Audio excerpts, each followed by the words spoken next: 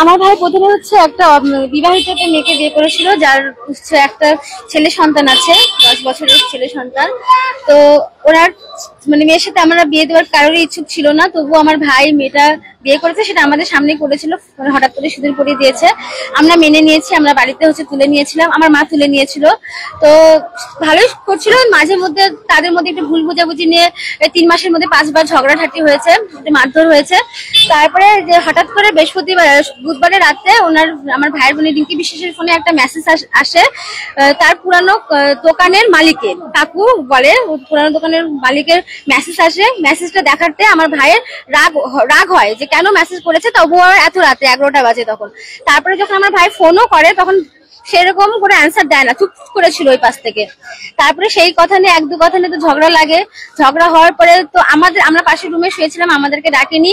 আমার মেয়ে কি করেছে, তার বাপের বাড়ির লোককে ডেকেছে। যখন আমরা রাস্তায় আওয়াজ পাই তখন আমরা বেরিয়ে যাই। আমরা বেরিয়ে গিয়ে দেখি যে হচ্ছে মেয়ের বাবা দাদা সবাই ওখানে আছে, ওখানে ঝগড়া হচ্ছে। মেয়ে নিজের মুখে স্বীকার করে যে আমাকে পুরানো দোকানের মালিক ফোন করে মেসেজ করেছিল, সেটা তোমার ভাই ভুল বুঝে আমার সাথে অশান্তি করছে। তো তখন আমার ভাই মানে 1-2 কথায় ওদের বাড়ির লোক আমার ভাইকে মারতে আসে, মানে এরকম করে থ্রেট দেয় যে এবার হাত দিলে কিন্তু দেখে নেবো, এ করবো সে করবো, এসব কথা বলে। তো তখন আমি আমার ভাইকে মেরে আমরা বাড়িতে নিয়ে আসি। বাড়িতে আনার পরে সেদিন রাত ভালো ছিল, সকালেও ভালো ছিল। দুপুর বেলায় কি করেছে, তার ছেলেকে পাঠিয়েছে আমাদের বাড়িতে সমস্ত জিনিস নেওয়ার জন্য, মানে তার পরনীয় যা ছিল, মানে যা ছিল সেই সমস্ত জিনিস নিয়ে আসার জন্য পাঠিয়েছিল। নিয়েও গেছে ছেলে। তারপরে কি হয়েছে, আবার সন্ধ্যাবেলায় আমরা কিছু জিনিস দিয়েছিলাম, সেগুলো আমাদেরকে ফেরত দিয়েছে। আমার ভাই রাগের মাথায় তার কয়েকটা যাবতীয় জিনিস ছিল, সেগুলো রাগের মাথায় ওদের বাড়ি থেকে দিয়ে এসছে। দিয়ে আসার পরে কয়েকটা কথা হয়েছিল, কথা কাটাকাটি হয়েছিল, আমরা ওখান থেকে চলে এসেছি। আসার পরে আবার রাত্রিবেলা সেম কথা কাটাকাটি হয়েছে, একটু ঝগড়াঝাটি হয়েছে। তাই আমি মেয়ের মাকে আমিও বলেছি, আমার মাও বলেছে যে হচ্ছে ওকে নিয়ে আমাকে আমাদের আনতে এনে কথা বলাতে, মীমাংসা করিয়ে নিতে। পরের দিনই মানে শুক্রবারে মীমাংসা নেওয়ার কথা ছিল, ওরা মেয়েকে আনেনি। মেয়ের বাবা ডাইরেক্ট বলেছে আমি মেয়েকে আনবো না, হচ্ছে 2-3 দিন ঘুরে আসবে, তারপরে মেয়েকে আনবো, পরে যা হবে পরে মীমাংসা হবে, মেয়েকে আমরা আনবো না। ঠিক আছে, ওনারা আনে নাই। শুক্রবারে আমিও মেয়েকে অনেকবার মেসেজ করেছি ফেসবুকে, ফোন তো সুইচ অফ, কি বলে হোয়াটসঅ্যাপও নেই। হোয়াটসঅ্যাপে অনেকবার মেসেজ করেছিলাম, পাইনি। ফেসবুকে করেছিলাম, ফেসবুকে মেসেজ সিন করেছে, কিন্তু কোনো রিপ্লাই না করে ও আমাকে সাথে সাথে ব্লক করে দিয়েছে। কালকে যখন আমার ভাই সুইসাইড করে তখন হচ্ছে, যখন আমার ভাই কালকে সুইসাইড করে তখন একটা ভিডিও করেছিল, ভিডিও করে সেটা মেয়েটার ফোনে পাঠিয়েছে, মেয়েটাও দেখেছে যে আমার ভাই সুইসাইড করবে।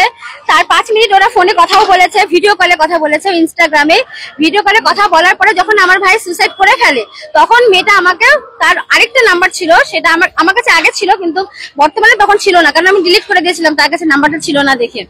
তো আমি বুঝতে না পেরে আমি 2 বার রিং করেছে আমাকে, তারপরে আমি ফোনটা রিসিভ করেছি। যখন রিসিভ করেছি তখন আমাকে বলে যে তোমার ভাই আমাকে ইনস্টাগ্রামে এরকম ভিডিও পাঠিয়েছে, তুমি দেখো, হয়তো তোমার ভাই কিছু করে ফেলেছে। আমরা গিয়ে দেখি যে হ্যাঁ সত্যি করে ফেলেছে। আজকে সকালবেলা যখন আমার ভাইয়ের ফোন চেক করি তখন দেখি যে ওরা ভিডিও কলে কথা বলেছে, ভাই ভিডিও, ঠিক আছে, এগুলো করেছে। আর কালকে যখন আমার ভাইকে আমরা হসপিটালে নিয়ে আসি, যখন ভাইকে বলে দেয় ডেট, তারপরে আমরা বাড়িতে যাই, ওরা রাতারাতি মানে 1 ঘন্টার মধ্যে ওরা বাড়ি ছেড়ে চলে গেছে, তখন তারা বাড়িতে ছিল না। কি মনে হচ্ছে এই ঘটনাটা ঘটলো? ওটাও মেয়েটার জন্যই ঘটেছে। কতদিন আগে বিয়ে করেছে? 3 মাস আগে বিয়ে করেছে। মেয়ের নাম রিঙ্কি বিশ্বাস। বাড়ি আগে বাড়ি ভাষায় হচ্ছে ছিল, ওই জায়গাটা বিক্রি করে আমাদের বাড়ির সামনে বাড়ি নিয়েছে, ওখানে হচ্ছে এখন বাড়ি করে থাকছে। কি করতো? আমার ভাই কিছু করতো না, ও আমাদের এমনি টোটো আছে নিজস্ব, টোটো চালায় মাঝে মাঝে, আর মাঝে মাঝে হচ্ছে, আর আমাদের একটা মুদিখানা দোকান ছিল, দোকানেই বসে থাকতো, এমনি আদার্স ওর পার্মানেন্ট কোনো কাজ ছিল না। আমার ভাইয়ের নাম ফকেন্দ্র চক্রবর্তী, বয়স 24। কালকে রাতে 12টায়, মানে আমরা 12টায় জানতে পারি। আমাদের বাড়ি কি ইনস্ট্যান্ট বাইপাস ঠাকুর মিশন, ওখানে কি জলডুমোর পিপলতলা। এখনো আমার সাথে এখনো পর্যন্ত যোগাযোগ হয় নাই। কালকে রাতের বেলা একটু যোগাযোগ হয়েছিল, একবার সে খবর দিয়েছিল আমার ভাই সুইসাইড করবে, খবরটা দিয়েছিল। একবার এটা জানার জন্য খবর নিয়েছিল যে আমার ভাই বেঁচে আছে না মরে গেছে।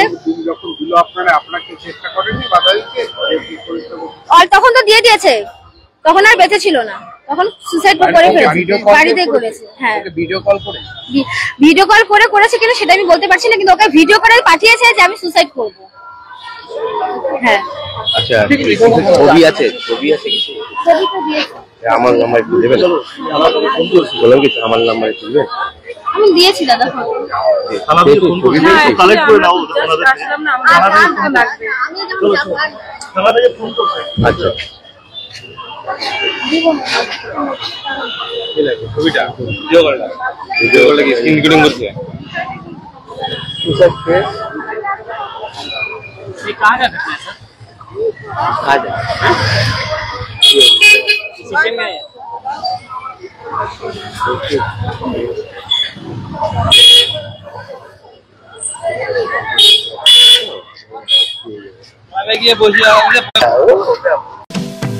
শিলিগুড়িতে নিউ বৈশাখী মেলা 2025 শুরু হয়েছে 7ই মে থেকে।